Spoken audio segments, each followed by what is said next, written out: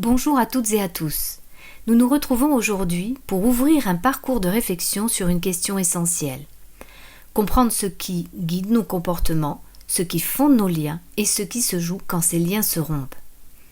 Depuis toujours, l'être humain cherche à savoir pourquoi il fait ce qu'il fait. Derrière nos gestes les plus simples, comme derrière nos choix les plus décisifs, il y a une organisation subtile de forces biologiques, psychologiques et culturelles. Les instincts, les apprentissages, les environnements et les histoires personnelles s'entrelacent pour donner forme à nos conduites. Parmi ces conduites, certaines occupent une place centrale, celle qui concerne l'attachement. Nous découvrons que l'être humain, à l'instar des autres êtres vivants, est structuré par un besoin vital de proximité et de protection. Mais il existe une spécificité humaine. Ce besoin traverse toute la vie, de l'enfance à l'âge adulte, jusque dans la vieillesse. L'attachement, ce n'est pas un simple aspect de la vie humaine. Il est une condition de survie et un moteur de développement. Il assure la sécurité, mais il ouvre aussi à l'exploration, à la créativité, à la confiance en soi et aux autres. Sans lien, pas de possibilité d'enracinement, pas de continuité, pas d'élan vers l'avenir. Mais à côté de cette force se trouve son envers, la perte.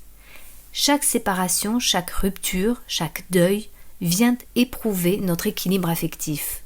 Qu'elle soit de faible ou de forte intensité, chaque perte réveille la mémoire des absences antérieures et nous oblige à réorganiser notre manière de vivre et de nous attacher. Certaines pertes sont intégrées, elles deviennent alors ressources, transformant notre sensibilité et notre manière d'aimer. D'autres, au contraire, laissent des blessures persistantes, des fragilités qui marquent durablement la santé psychique et relationnelle.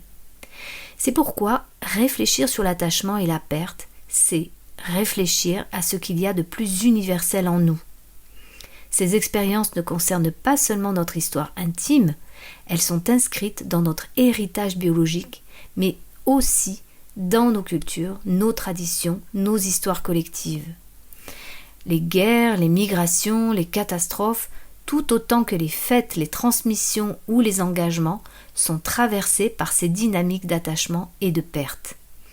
Elles tissent la trame de notre humanité partagée. Ainsi, explorer ces thèmes, c'est mieux comprendre la condition humaine elle-même. L'attachement nous enseigne la force des liens, la dépendance réciproque, le besoin de soutien mutuel. La perte nous confronte à la finitude, à la vulnérabilité, mais aussi à notre capacité de résilience et de transformation. Ensemble, attachement et perte révèlent la profondeur de nos fragilités et la puissance de nos ressources. Ces deux aspects nous rappellent que, malgré les ruptures, nous pouvons toujours créer et recréer du lien.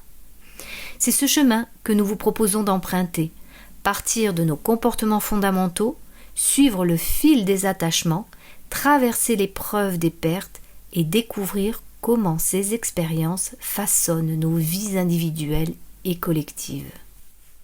Nous vous proposons donc avec Pascal un ensemble de podcasts qui va aborder cette notion fondamentale qu'est l'attachement pour une meilleure compréhension de notre fonctionnement psychologique.